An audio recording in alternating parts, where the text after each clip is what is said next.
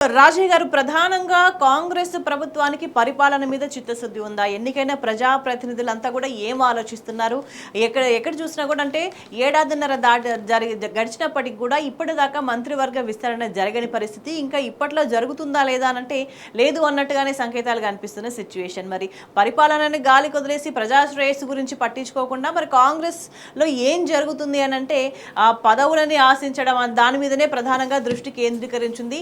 అంతర్గత వాళ్ళలో వాళ్ళు దీనికి సంబంధించి కుమ్ములాటలు చేసుకోవడం తప్ప మరి ప్రజల గురించి పట్టించుకోవట్లేదు అన్న ఒక అభిప్రాయం అయితే వ్యక్తమవుతుంది. మీరేమంటారు? ఇప్పుడు ఉదాహరణకి 15 నెలలు అయిపోయింది. 16 నెలల పాలనలో 40 సార్లు రేవంత్ రెడ్డి ఢిల్లీకి పోవడం జరిగింది. వాళ్ళ పెద్ద అధినాయకులే ముఖ్యమంత్రి రేవంత్ రెడ్డిని కలవడం లేదు. ఇక్కడున్న ఎమ్మెల్యేల మధ్యలో పొత్తు లేదు, కలుసుకోరు.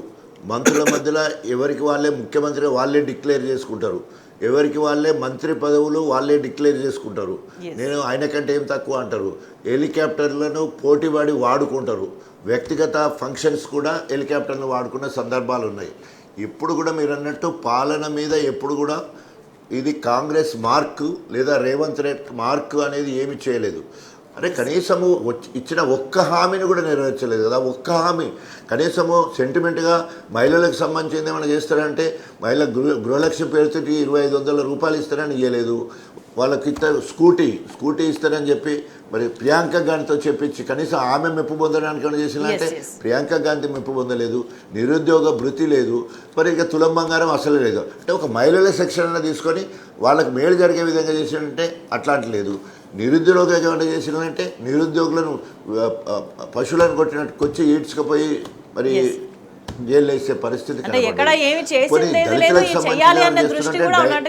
ఓన్లీ డిక్లరేషన్ మాత్రమే చేసిన తప్ప కేసీఆర్ గారు 10 లక్షల రూపాయలు 18 లక్షల కుటుంబాలకు 5 సంవత్సరాలు ఇస్తామని చెప్పేసి దళిత బంధు తీసుకొస్తే మేము 10 లక్షలు కాదు 12 లక్షలు ఇస్తామని చెప్పేసి ఇప్పటి వరకు మరి గతంలో మంజూరైన వాళ్ళకు కూడా పైసా ఇవ్వలేని పరిస్థితి కనబడుతూ ఉన్నది.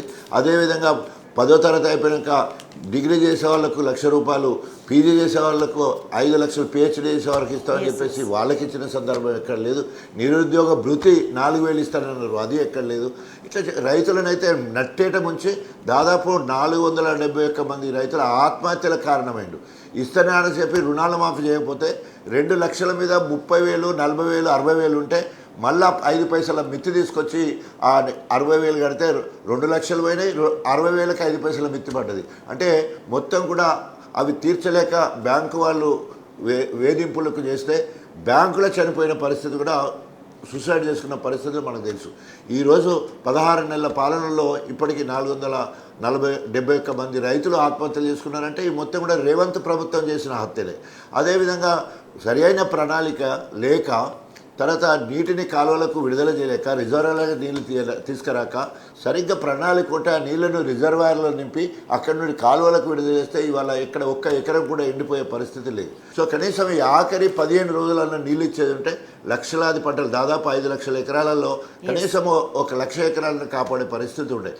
ఈ రకంగా దేని మీద ప్రణాళిక లేదు, ఓ సమీక్ష లేదు, అవగాహన కూడా లేదు. ముఖ్యమంత్రికి ఒక రియల్ ఎస్టేట్ బ్రోకర్గా పనిచేస్తున్న రేవంత్ రెడ్డి కానీ వ్యవసాయం మీద ఆలోచన లేదు, వైద్యం మీద ఆలోచన లేదు, విద్య మీద ఆలోచన లేదు, ఏ రంగం మీద అవగాహన లేదు.